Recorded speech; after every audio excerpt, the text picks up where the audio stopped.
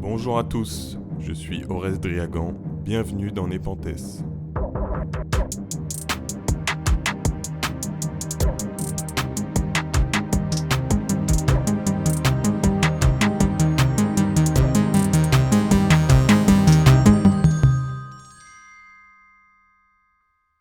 Hey, ça fait plaisir de vous voir ici. C'est gentil de me consacrer un peu de votre temps libre. Vous savez, le temps libre, c'est ce truc qui vous reste à la fin de la journée une fois que vous avez fini de bosser pour rembourser vos crédits. Ah, mais je suis pas là pour vous parler de dette, hein. Non, ce que je voulais vous demander, c'est est-ce que vous avez vu Squid Game, la série sur Netflix? Vous l'avez sûrement vu, c'est la série à succès du moment. C'est même devenu la plus grosse série de Netflix. Moi, je l'ai vu et j'ai vraiment beaucoup aimé. Et comme j'aime bien me parler des trucs que j'aime, je me suis dit que j'allais parler de Squid Game aujourd'hui. Alors évidemment, si vous faites partie des 3 irréductibles qui l'ont pas vu, allez hop, oust. Mais peut-être que vous en foutez, auquel cas installez-vous confortablement et je vous promets que je vais vous parler de choses intéressantes. Attention, masturbation intellectuelle intense dans la vidéo qui va suivre. Si vous n'êtes pas content, vous êtes invité à grandir et moisser la vidéo, merci. Ouais, moi j'appelle les auditeurs à dislike la vidéo. Moi je joue au YouTube Game comme on joue au Squid Game. En mode hardcore.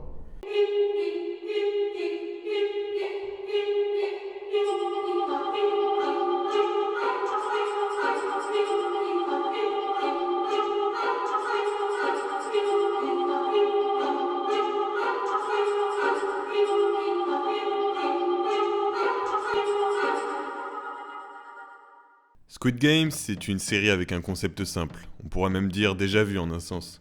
Un tas de participants se retrouvent pour une raison ou pour une autre plongés dans un jeu de survie pour le plaisir malsain de personnes bien installées devant leur écran. Wow! Je parlais pas des gens qui regardent la série. Ah, voilà, je parlais d'eux, moi. C'est eux les méchants. Voilà, lui aussi, la sale bâtard. C'est eux les méchants. Qu'est-ce que je disais? Ah oui, le drame se déploie donc dans une situation cruelle, une situation violente où la survie même des personnages est en jeu. C'est la formule Hunger Games, Battle Royale. Saw aussi dans un sens, ou plus récemment l'autre série Netflix du même genre, Alice in Wonderlands. Comme souvent, la formule nous est offerte en menu 3 étoiles avec son casting de personnages attachants, de personnages un peu moins attachants. On les confronte à l'horreur d'une situation atroce et périlleuse, on observe leurs états d'âme, on s'émeut face à leurs dilemmes et leurs émotions, et voilà, le drame humain se déroule presque naturellement. À quelle sorte de jeu sadique et horrible les participants vont être confrontés? Qui va survivre? Qui va trahir? 기훈이 형.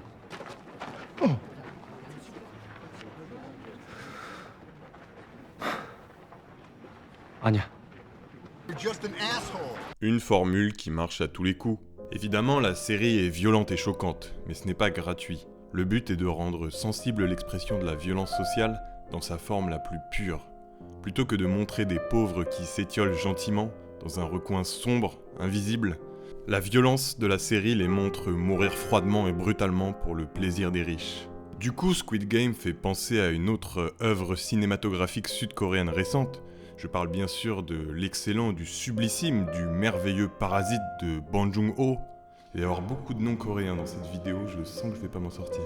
Avec son commentaire social, ses escaliers pleins de second sens, et ses éruptions de violence soudaine. Pour moi, Squid Game, c'est une sorte d'hybride entre Parasite et le récent Plateforme, une série à mi-chemin entre le commentaire social et la métaphore. Parce que Squid Game, ça n'aura échappé à personne j'espère, propose une sorte de métaphore du monde moderne, de la compétition, du capitalisme. D'ailleurs, ce n'est pas une invention de ma part, c'est ce que dit le directeur de Squid Game, Wang Dong-hyuk. Je voulais écrire une histoire qui soit une allégorie ou une fable à propos de la société capitaliste moderne, quelque chose qui dépeigne une forme de compétition extrême, quelque chose qui ressemble à la compétition extrême de la vie. Maintenant, en faisant des recherches pour cette vidéo, j'ai vu des critiques qui, si elles ne sont pas fausses, sont un peu sommaires. Et puis il y a des critiques qui sont, exotiques. Les méchants seraient en fait les gentils parce que vive la sélection sociale. Et puis il y a ça. Cette série qui parle évidemment du capitalisme serait en fait une critique du communisme et que le réalisateur est juste trop con pour comprendre de quoi il parle. Ok. Et si nous on parlait du vrai message de Squid Game? Ce que je vais essayer de faire dans cette vidéo, c'est de vous expliquer les vrais thèmes de Squid Game, qui, s'ils ne sont pas absolument révolutionnaires, sont quand même un petit peu plus profonds que ce qu'on a bien voulu en dire. Oh, et bien sûr, ça va sans dire, mais ça va spoiler ferme.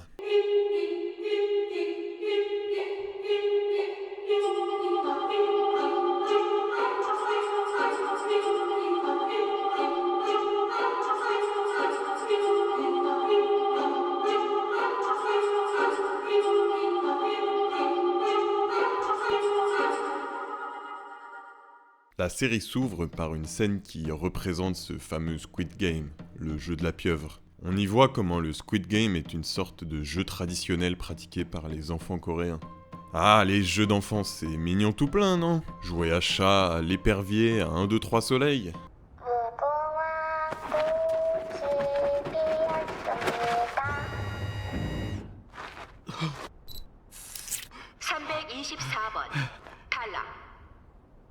병신 걸렸네. Moi, quand j'étais en primaire, on jouait tout le temps à un jeu. Ah, le nom m'échappe là, comment ça s'appelait? Ah oui, la chasse à l'homme. Quand on est petit, on joue à des jeux pour plein de raisons. Pour s'amuser, pour voir les copains et les copines, pour créer des liens, mais aussi mettre à l'épreuve ses compétences. Construire un esprit de saine compétition amicale. Partout où il y a des enfants, il y a des jeux. Et c'est ce qu'on retrouve dans cette première scène de la série, une compétition amicale dont les gagnants sortent heureux. Bon, le jeu comporte une part de pugilat, les défenseurs doivent littéralement jeter hors du terrain les attaquants. Si vous regardez bien, le jeu fait même un mort.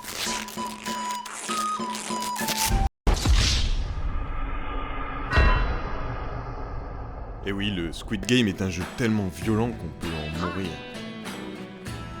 승리하기 위해선 공격자는 오징어 머리 위에 작은 선 안을 발로 찍어야 한다.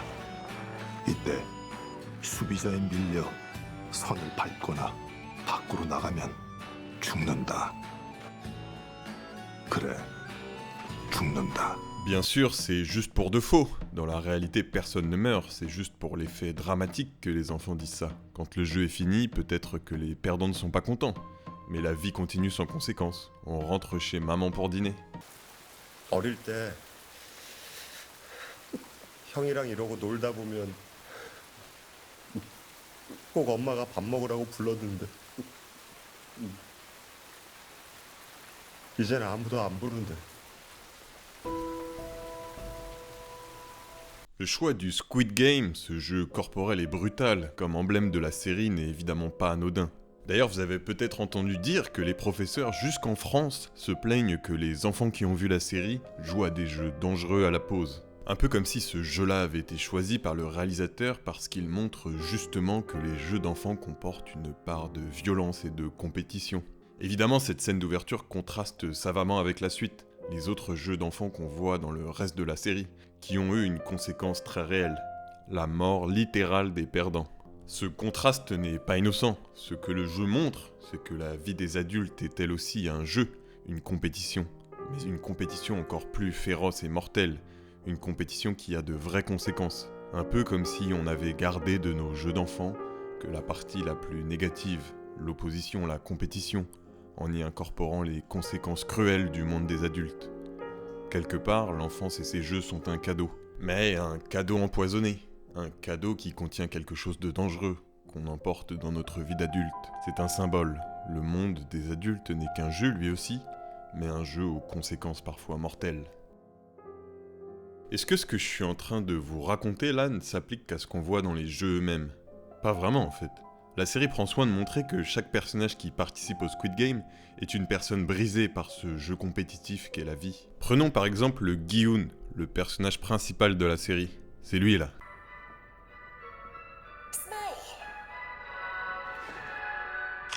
Gi-hoon, c'est... comment on pourrait dire? Un raté? Un loser? Il vole de l'argent à sa mère pour aller jouer aux courses de chevaux? Oublie l'anniversaire de sa fille? C'est pas un mauvais gars, mais clairement il a quelques problèmes. Notamment, et surtout, des problèmes d'argent. C'est aussi un joueur, au sens propre du terme. Il aime parier sur les courses de chevaux. C'est pas qu'une question d'argent pour lui. La mise en scène insiste sur l'effervescence émotionnelle des parieurs, dont Gi-hoon.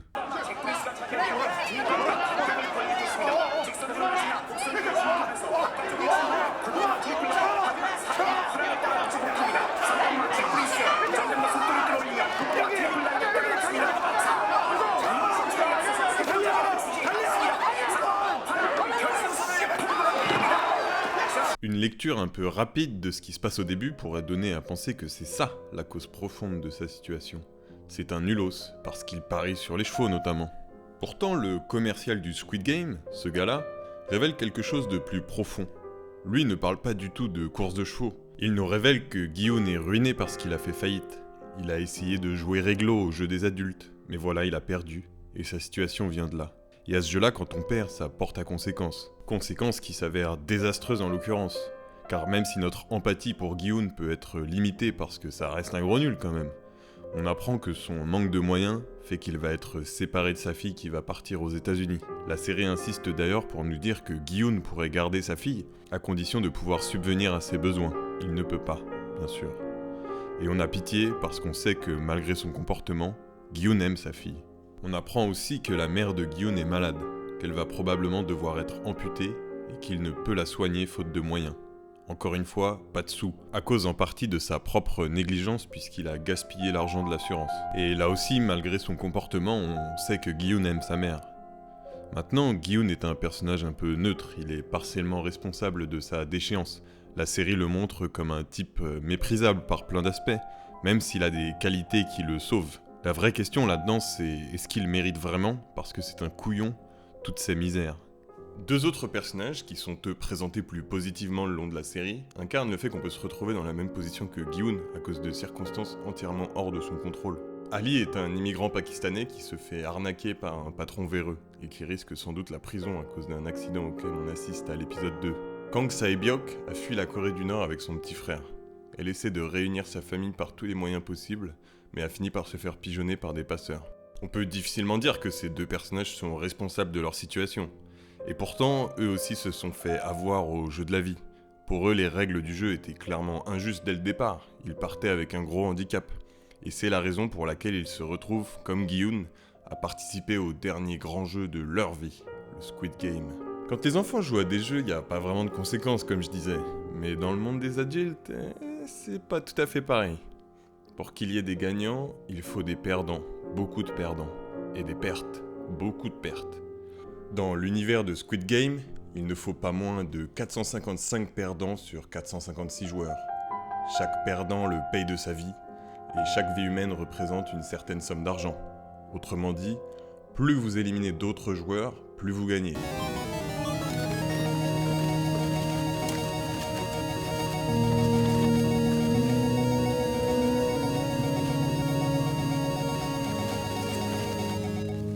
첫 게임에서 탈락한 참가자의 숫자 255명, 참가자 1명당 걸려있는 상금 액수 1억. 따라서 255억의 상금이 돼지점통에 적립되었습니다. C'est l'idée d'un jeu à somme nulle, dans sa forme la plus extrême.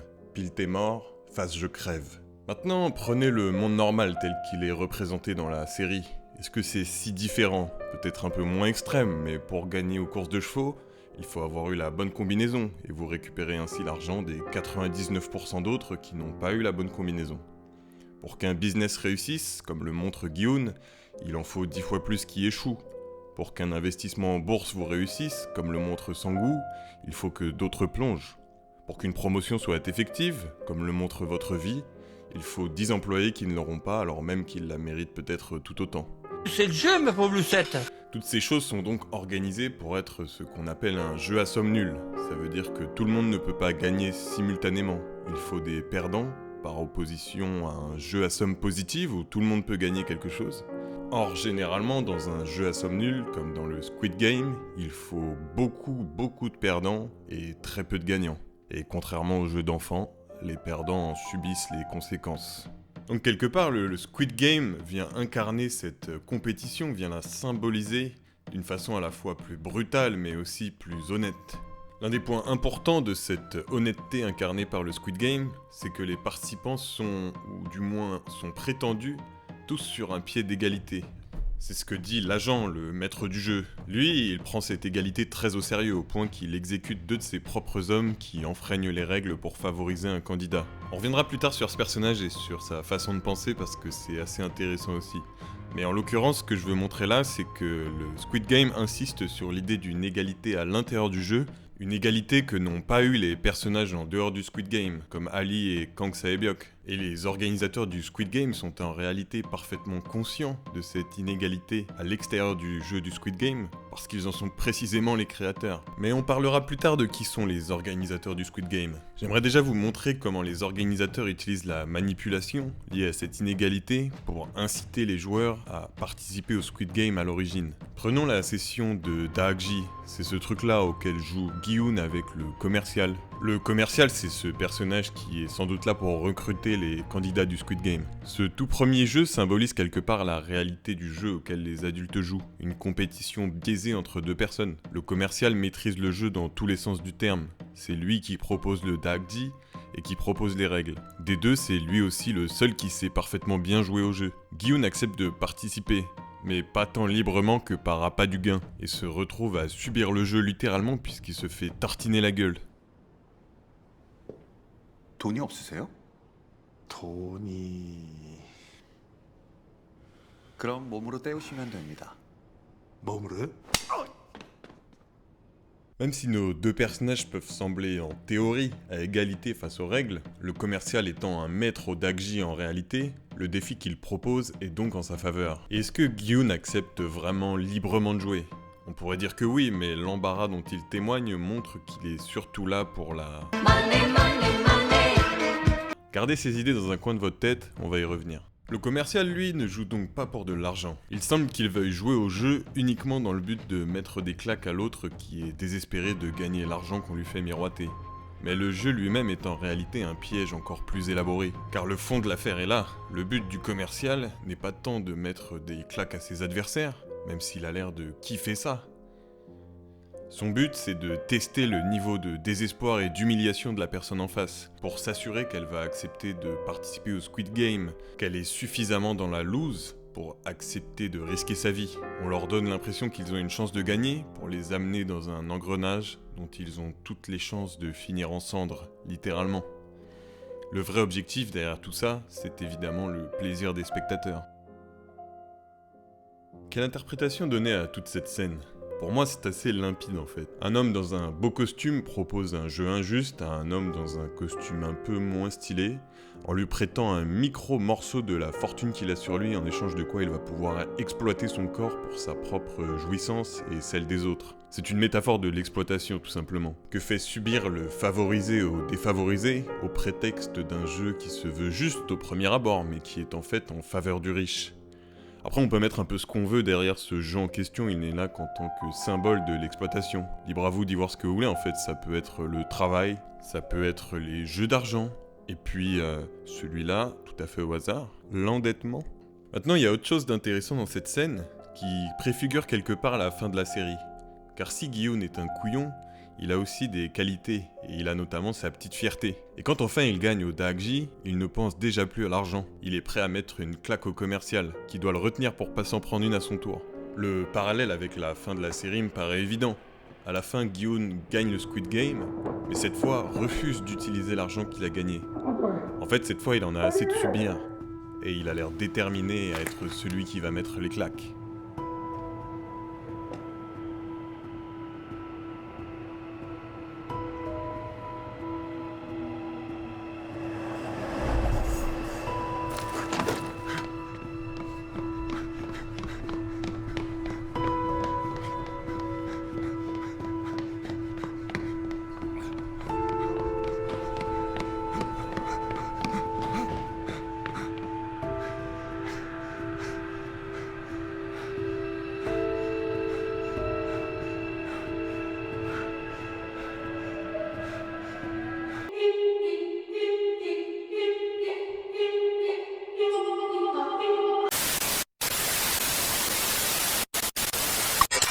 Hey, merci d'avoir regardé jusque-là.